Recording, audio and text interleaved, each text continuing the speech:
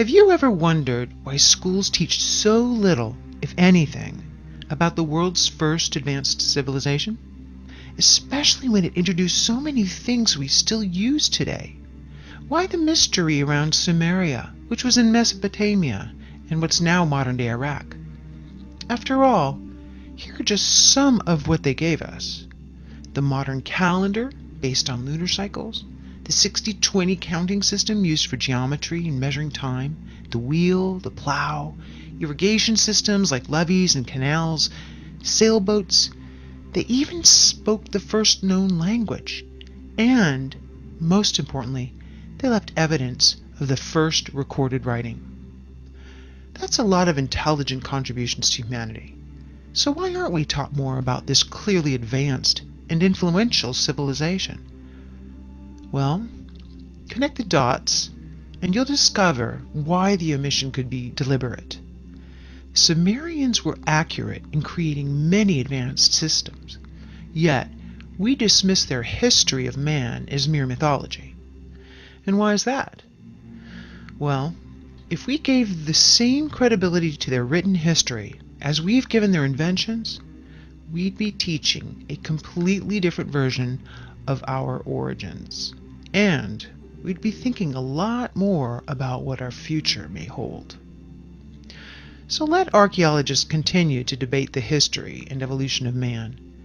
If you go to the source, here's what the first civilization ever to record history revealed about our past. In 1849, a British archaeologist discovered 14 tablets in Sumeria. To date, these are the oldest known writings, and they date back to the 24th century BC. While the stories on them share much of what other ancient writings say, they put a whole new spin on the other ancient sacred texts. You see, while they do refer to a father of all beginnings, or some kind of ultimate supreme being, the tablets say that the creators in Genesis, the Garden of Eden, Adam and Eve, these were polytheistic gods of ours, otherworldly beings, or just plain out, they were aliens. The entire first two tablets explain who they were and where they were from. Tablet 3 tells of the 6 days of creation, or settlement, on Earth. Later, they explain how the human race was genetically manipulated by these beings and did not evolve randomly. Even the technology Sumerians gave us came from these beings. Are you interested now in knowing more about what the Sumerians had to say about our history? Here are selected legends from the 14 tablets and their parallels with other ancient sources. According to the Sumerian tablets, 445,000 years ago, creator gods, as they call it, came to Earth. The only inhabitants of Earth were wild and undomesticated animals, and early ancestors of man. These beings were called the Anunnaki, which means those who from heaven to earth came. The Anunnaki inhabited a distant orbiting planet called Nibiru, which only entered our solar system every 3,600 years. They describe Nibiru as many times the diameter of Earth and abundant with iron oxide, making its rivers and lakes appear red. Now, a side note about Nibiru. According to the tablets, Nibiru's atmosphere began to deteriorate and become a hostile place for life, and in order to restore it, the Anunnaki needed one important element for their atmosphere: gold. Now here are a few interesting facts. There is proof that gold nanoparticles can be used to repair our damaged ozone. It shields radiation, which explains why NASA uses gold foils in their space stations. While NASA is currently aware of 8 official planets in our solar system, there has been much speculation about the wobbly orbit of 2 planets, which points to the likely gravitational pull of a very large mass, which has yet to be discovered. Now, detection of this mass traces back decades, but in October of 2017, NASA published an article called "The Super Earth That Came Home for Dinner," stating, "There are now 5 different lines of observational evidence pointing to the existence of Planet 9. If you were to remove this explanation and imagine Planet 9 does not exist, then you generate more problems than you solve." Clearly, there is potential of another planet yet to be discovered in our solar system.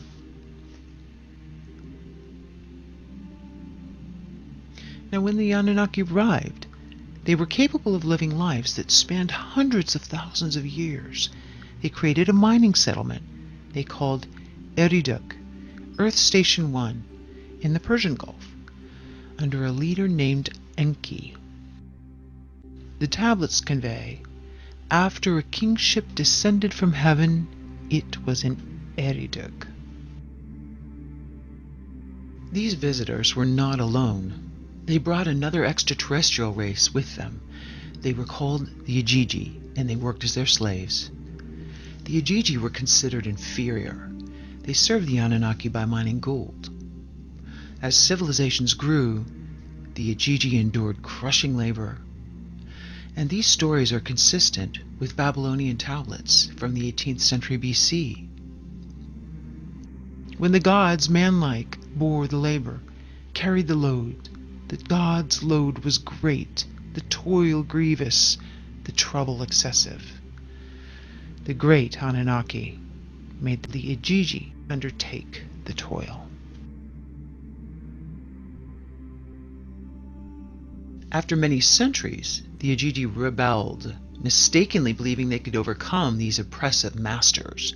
Their defeat almost completely annihilated their race, leaving the Anunnaki without a workforce. Unable to replace the Ajiji, Nibiru's ruler, Anu, ordered his son Enki to genetically engineer a new slave race, one that was intelligent enough to perform complex work but still be subservient to the Anunnaki. His experiments are recounted in detail in Atrahasis. Many unique creatures were created. Enki finally successfully met his goal, and the result? A genetic hybrid between Earth's caveman, Homo erectus, and the Anunnaki themselves. This hybrid we call Homo sapiens.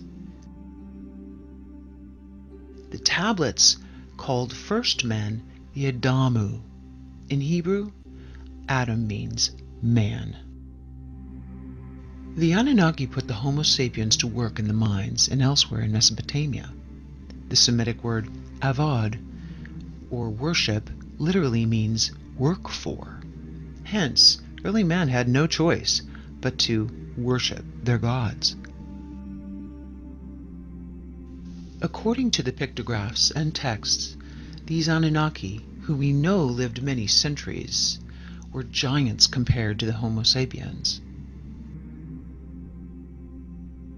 Now, because their main purpose in life was to serve the Anunnaki, Homo sapiens were, in return, educated with social skills and academic affairs and technology. All this is abundantly clear in the tablets. The new human slaves were sterile, but as the demand for workforce increased, they were re-engineered so that they could reproduce. This later led to an overpopulation. So later, many humans were banished from the safety of their cities, giving rise to the story of the Garden of Eden and the story of banishment from paradise for procreating. As humans evolved to become more intelligent, some Anunnaki leaders bred with these humans. The children which resulted from these forbidden unions between races were called the Nephilim, or giants of old. Tablets say that these practices enraged Enlil, the Anu leader of that time, who was also the brother of Enki. Enlil wanted to ensure no human would ever rise to power and potentially rule Nibiru. Naturally, the interbreeding increased that risk, but it was beyond his control. Human populations increased over the following millennia, only to be met with a population control plan that nature had in store. During one of its 3,600-year cycles, Nibiru's orbit created havoc on the Sun and on Earth. Nibiru is also called the Destroyer in the Kolbrin, which is an ancient gospel found in Scotland that was omitted from biblical text, much like the Dead Sea Scrolls were. It reads, "Men forgot the days of the Destroyer. Only the wise know where it went, and that it shall return at the appointed time. The Destroyer, its color, bright and fierce and ever-changing, was an unstable appearance, a fierce body of flames." Though stating Nibiru usually passes without causing harm, the tablets describe one cataclysmic event which occurred when Nibiru neared Earth. It says, first, black spots appeared on the Sun's surface. The Earth's magnetic field became weaker, the temperature rose, and ice caps began melting. This event we call the deluge, or the Great Flood. It also reads, "For days before the day of the deluge, the earth was rumbling, groaning, as if with pain. For nights before the calamity struck, in the heavens, Nibiru as a glowing star was seen." Well, according to the tablets, Enlil saw the oncoming disaster as an opportunity to rid the planet of humans that he deemed unworthy. He returned to Nibiru, but many Anunnaki chose to stay, instead witnessing the flooding and the destruction on the planet from their celestial boats which circled the earth. It reads, "Then there was darkness in daytime, and at night the moon as though by a monster was swallowed. The earth began to shake by a force before unknown. It was agitated. In the glow of dawn, a black cloud arose from the horizon. The morning light turned to darkness. Then the sound of a rolling thunder boomed, and lightning lit the skies. On that day, on that unforgettable day, the deluge with a roar began." At that point, the South Pole's huge ice sheets collided and fell into the ocean. This would have created tsunamis everywhere, traveling north to the gold mines in Southeast Africa. The tidal wave continued north until it reached and submerged the city of Eden, one of the first Anunnaki settlements on Earth, now located somewhere at the bottom of today's Persian Gulf. Witnessing the cataclysm, Enki, who felt sympathy for his creations, instructed his chosen ones to build boats. Among these few humans was Zayasudra, we know as Noah, and his family. A great storm with heavy rains started. The tidal wave kept sweeping the earth for 7 days until it finally came to a halt. But the heavy rains continued for 40 more days and nights. The story of the deluge is recorded in almost every civilization on our planet. Core ice samples taken from Greenland and Antarctica illustrate that at the height of the last ice age, the sea levels were 425 feet lower than they are today. And, more importantly, there is a clear indication of a rapid sea rise. After the deluge, reconstruction of a new spaceport began. The text describes how the Anunnaki made their buildings according to the position of the stars. It reads, "Let the heart of the plain, the heavens, reflect." Once Enki to this agreed, and Leal from the skies of distances took measures. Indeed, the pyramids, now questioned to be much older than originally determined, and many other ancient monuments are, in fact, aligned to the stars.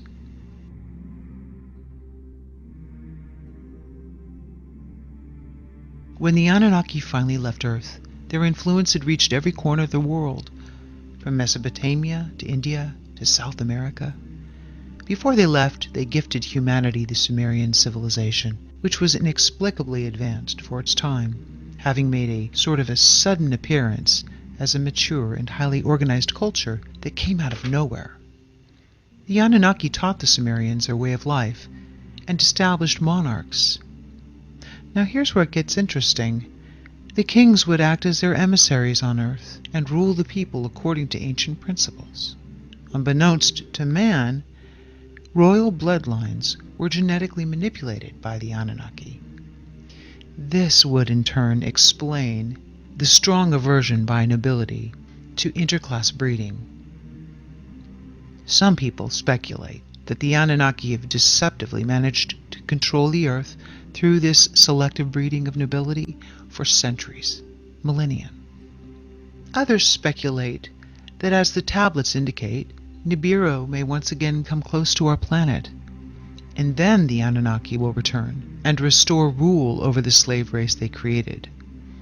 This would explain the secrecy around the Sumerian recorded history. Either way, 3,600 years approaches a new cycle. So now that you know what ancients reveal about our origins, perhaps you'd like to decide.